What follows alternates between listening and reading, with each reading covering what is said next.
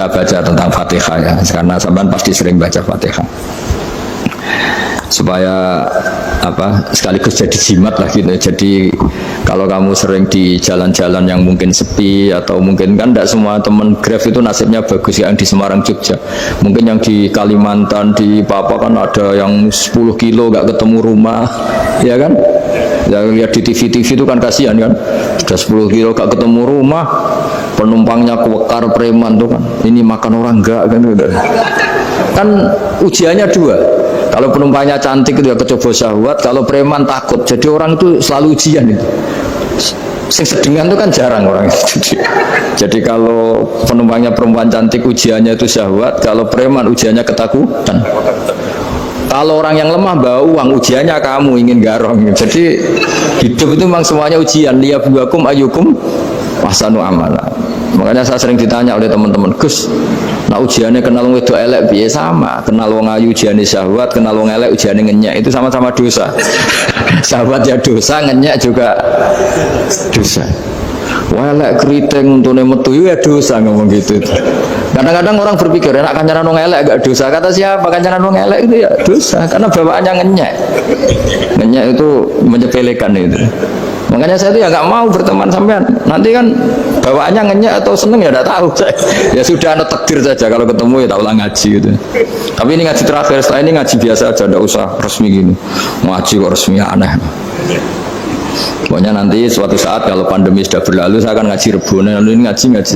Ini ngaji yang kurang bagus karena ngatur kiai kurang berkah ini. Nanti tapi ya lumayan lah masih mau ngaji. Ngaji kok tanggal ini jam ini. Sekarang suatu saat kamu tak panggil, Mas Wahyu datang ke sini jam ini, tidak mesti bisa. Mungkin pas ada acara apa, maaf ke sini pas ngecek kan pas apa. Gitu. Jadi ya sudah tapi tak maafkan, enggak apa-apa. Takdir ya. Tak bacakan supaya sampean tahu keramatnya Bismillah. Nah sebelum saya bacakan Bismillah Fatihah, tak beritahu tentang ilmu tafsirnya karena ini penting sekali. Fatihah itu dawuhnya Allah, tentu itu dawuhnya Allah. Saya ulang lagi, itu kalam Allah. Tapi yang sudah diberikan kesampaian ke kita semua, sehingga seakan-akan itu menjadi dawuhnya kita ke Allah. Jangan salah loh ya, Fatihah itu dawuh Allah, tapi sudah diberikan ke kita, sehingga posisi kita itu yang punya itu.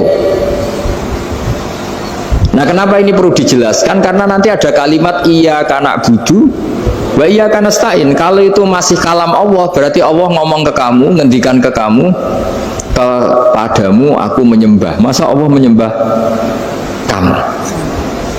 Nah sehingga ilmu tafsir itu menyelesaikan itu dulu ya. Saya ulang lagi ya, sebelum sampean sering baca Fatihah, aku yakin ya sering baca. Tapi barokahnya tidak paham itu tidak pernah janggal. Enggak paham itu ya penting supaya tidak iskal, tidak janggal. Sebetulnya di kalimat itu ada yang janggal. Kalau Fatihah itu kalimatnya Allah atau kalam Allah, bagaimana dengan kata-kata iyyaka na'budu? Masa Allah ngendikan ke kita, kepadamu kami menyembah? Masa Allah menyembah kita? Maka penyelesaiannya secara ilmu tafsir gimana? Semua ulama mengatakan, bukan satu dua, semuanya mengatakan di Fatihah itu semuanya diberi kawalan kalimat.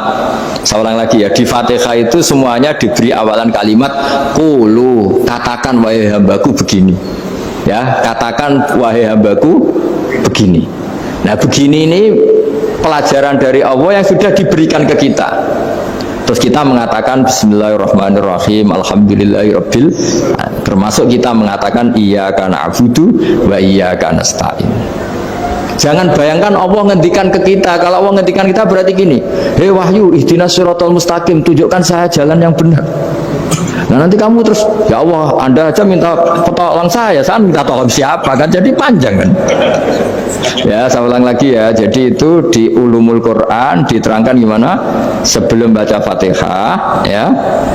Fatihah itu kalamullah, ngendikannya Allah, tapi yang sudah diajarkan ke kita dan sudah milik kita, sehingga kalimat itu menjadi milik kita. Tapi ya kalamullah, tetap kalamullah, tapi sudah menjadi milik kita. Udah paham ya?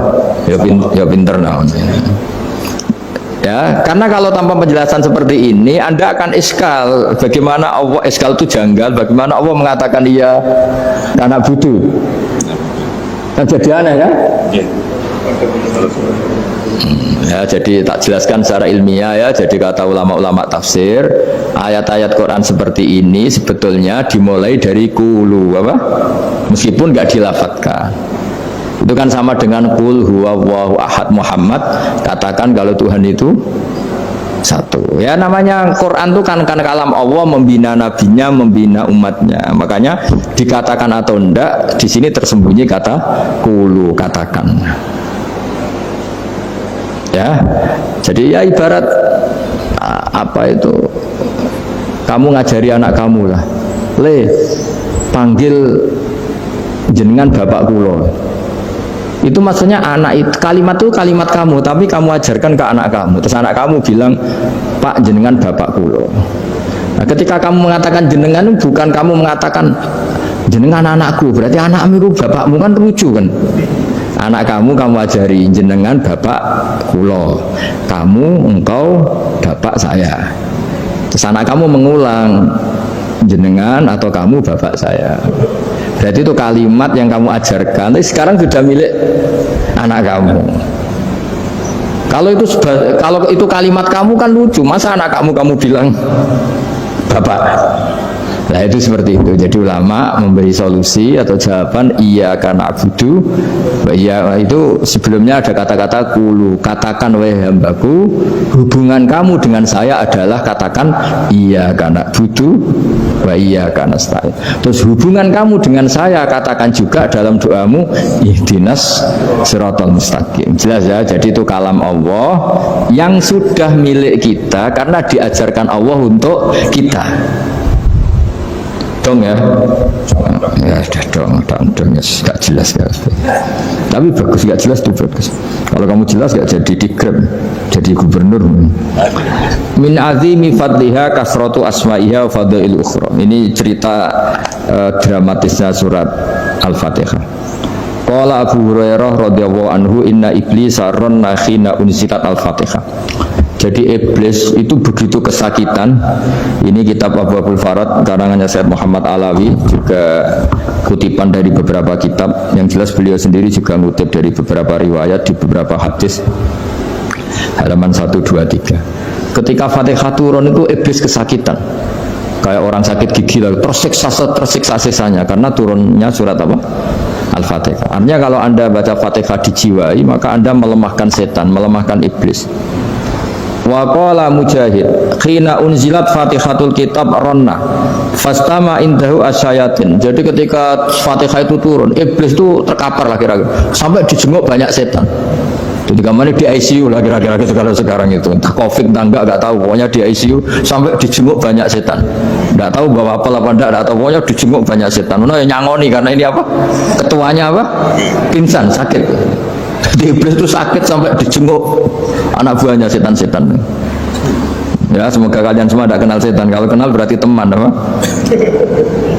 Wa qalu misla dzalik. Wa qala lahum laisa mimma taquluna syai'un walakin unzilat suratun laisa ajru qailiha illa an harramahu alaihi nar jahannam. Saya ini bukan sakit fisik, kata iblis. Kamu tidak usah jenguk saya, datangkan dokter terbaik, tidak usah. Saya ini tidak sakit fisik. Saya ini sakit karena ada surat yang diturunkan, yang pahala yang melafatkan surat itu pasti selamat dari neraka. Padahal misi terbesar saya ini supaya manusia masuk neraka. Sekarang punya tamengnya. Gue pusing kan? Ya seperti orang lah, goda sampean ternyata sampean setia, itu kan pusing. Nah ternyata tidak setia, itu yang akhirnya ribet kan itu. Jadi iblis itu cita-cita terbesarnya kan semua orang itu masuk neraka. Nah sekarang turun satu surat yang gara-gara surat itu siapapun yang baca dijamin selamat dari neraka. Jadi walakin unzilat suratun laisa ajru qailiha illa an harramahu alaihi nar jahannam. Karena jadi dia shock lah, jadi kalau orang di Jawa itu bilang shock. Aduh sial nasib saya ini umat nggak bisa saya goda lagi karena punya tamengnya tadi punya. Qad batala kaidukum wa makrukum. Rekayasa kalian sekarang itu tidak ada gunanya semua. Nah, ini alhamdulillah di Indonesia kelihatan kan banyak yang miskin, banyak yang susah. Tapi selagi mereka masih sholat, tuh keinginan mencari halal itu masih tinggi. Kayak apa kita di tengah kota, jauh dari anak istri, jauh dari tetangga. Biasanya kalau orang jauh dari anak istri, tetangga kan sakar PD. Tapi yang soleh masih banyak, sudah jauh dari keluarga tetap lurus. Loh, kalau yang dekat lurus kan wajar, konangan wong akeh kan. Ini sudah jauh masih lurus. Nah ini nggak lepas dari barokahnya surat apa? Surat Fatihah tadi. Jadi karena ada surat yang menjamin pelafalnya atau qailiha terbebas dari api neraka. Wa qalat as-sayatinu lahu is ayyusa'in ta'muruna ya maulana.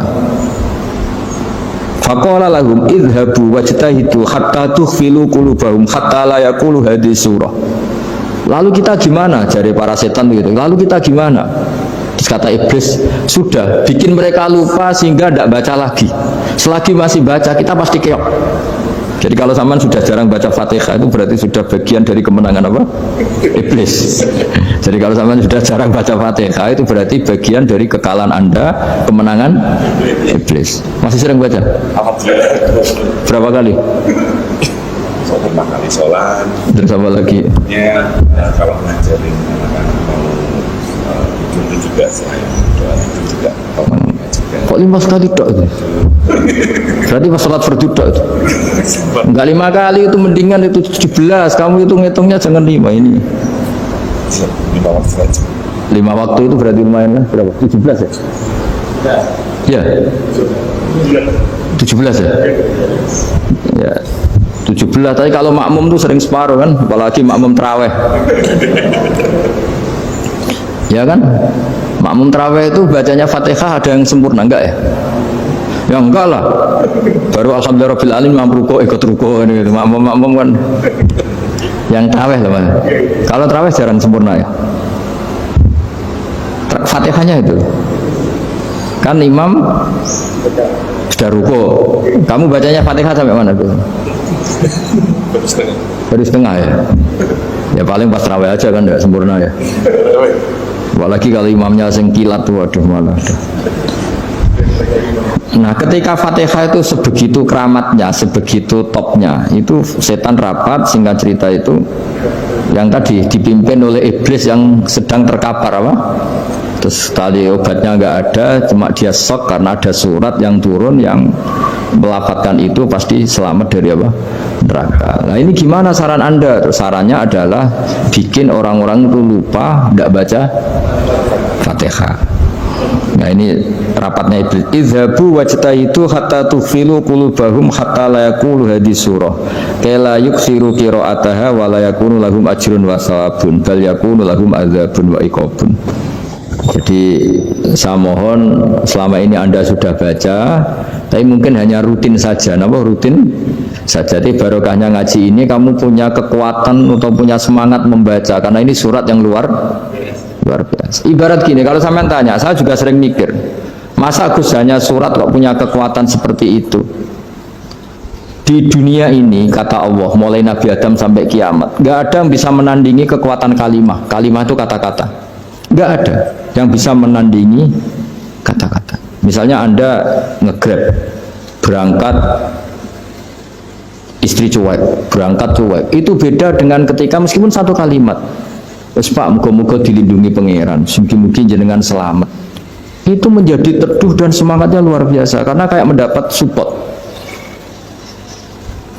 Jadi kira-kira kalimat itu hubungannya kita dengan Allah, Fatihah itu seperti itu. Kamu melafadzkan satu kata-kata yang dibenarkan langit bumi, dibenarkan aras, dibenarkan malaikat, dibenarkan semua penghuni di dunia ini.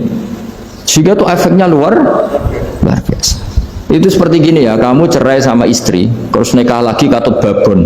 10 tahun anak kamu dididik, ibunya benci kamu. Dan memang Anda layak dibenci. Dididik. Dan sampai nggak pernah manggil kamu Pak. Suatu saat, kamu tentu rindu kan, ingin dipanggil Bapak oleh anak kamu. Suatu saat anak ini manggil kamu Pak E. Itu senengnya bukan main, hanya sebuah kata-kata. Makanya kadang-kadang orang itu tanya sama kiai, ijazah lafadz ini gunanya apa sih? Itu ijazah-ijazah itu untaian kata-kata. Yang kata-kata ini dibenarkan langit dan bumi dan aras dan para malaikat sehingga efeknya itu luar. Nah ibarat seperti itulah. Kamu melafadzkan Fatihah itu melafadzkan kata-kata yang dibenarkan Allah dan Rasul dan semua malaikat, semua penghuni langit. Maka ini efeknya pasti luar Nah di sini lah orang-orang dulu itu tahu keramatnya itu, sehingga ketika melawan Belanda, melawan Jepang dulu itu kalimat-kalimat itu menjadi mantra yang luar biasa. Doa lah, doa yang luar biasa. Tapi di era modern karena orang sudah tidak ngerti itu, dianggap itu mantra, jimat, khurafat, bid'ah, waduh ribet meneh malah. Sebetulnya tidak seperti itu. Memang kata-kata ini kekuatannya luar biasa. Sama kesakitan hati kamu juga karena itu. Wis ngojek wangilan ya. Lha apa di bojo kok kowe gagah tok kere. Wah, iku seling terus mesti. Padahal kalimat itu kan tidak melukai secara fisik, tapi apa kerjanya sesuk sarasa-rasen. Karena terus dengan pengadilan seperti itu kan, ngapain kerja demi perempuan yang seperti ini? Lagi-lagi kata-kata ini luar. Nah bayangkan kalau kata-kata itu adalah kalimat yang diajarkan Allah lewat Rasulnya, lewat malaikat Jibril. Kayak apa kekuatannya itu? Nah, kira-kira Fatihah itu gitu. Kalimat yang baik, kalimatan thayyibah diajarkan oleh Allah dan Rasul. Kayak apa kira-kira kekuatannya? Pasti luar biasa. Wong support yang dikatakan istri kita, anak kita aja luar biasa, apalagi ini support yang diajarkan Allah dan Rasul. Ya makanya saya mohon kalau baca Fatihah, baca kalimat-kalimat thayyibah ketika sholat itu dijiwai. Ya misalnya Rabbana lakal hamdu mil'us samawati wa mil'ul ardi wa mil'u ma syi'ta min syai'im. Engkau zat yang layak dipuji, dan pujian ini memenuhi langit dan bumi. Karena kita tahu nggak ada sejengkal di alam raya ini kecuali di situ ada rahmat Allah. Misalnya kamu bisa lewat sampai rumah saya, kamu mungkin anggap biasa saja. Coba kalau ngalami likuifaksi, tahu-tahu bumi ini ambles, bisa ngelewati yang likuifaksi itu luar.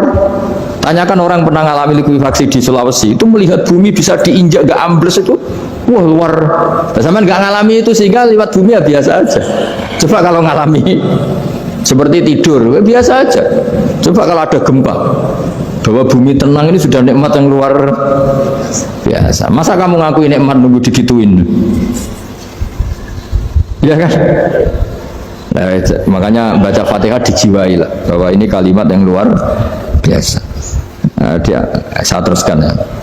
Warwa Muslimun fi sahihihi an Ibnu Abbas radhiyallahu anhuma annahu qala bainama Jibril alaihi salam qaidun dan Nabi itsami anaqidan min fawqih farafa'a ra'sahu faqala hadha babun minas sama futihal yawma lam yuftah qaddu ilal yawm fanazala minhu malakun faqala hadha malakun nazala ilal ardi wa lam yanzil qaddu ilal yawma fasallim waqal abshir binuraini qad utitahuma lam yu'tahuma nabiyyun qablak fatihatul kitab wa khawatimu suratil baqarah. Jadi suatu saat Jibril ini jagongan kira-kira gitu sama Rasulullah, tahu-tahu langit itu gemuruh. Langit gemuruh, kata Jibril, terus semuanya ngangkat kepala ke langit. Ini pintu langit baru ini dibuka, yang sebelumnya tidak pernah dibuka seperti ini. Turunlah malaikat, yang malaikat ini pun malaikat spesial, yang nggak malaikat murahan lah kira-kira gitu, yang nggak pernah turun ke bumi kecuali juga saat itu. Dengan penyambutan yang luar biasa, dengan semuanya tidak pernah terjadi, hanya karena bahas surat Fatihah. Jadi ini surat yang luar biasa, pengawalannya lewat malaikat yang spesial, nggak pernah turun di bumi kecuali saat itu. Penyambutannya juga nggak pernah seperti itu, baru seperti itu. Jadi semuanya itu spesial. Nah, kenapa ini spesial? Karena di situ ada isi puja-puji kepada Allah Subhanahu wa Ta'ala. Ada ikrar kita, alhamdulillah rabbil alamin, ar-rahmanir rahim. Ikrar ini penting. Kalau contoh paling gampang gitulah.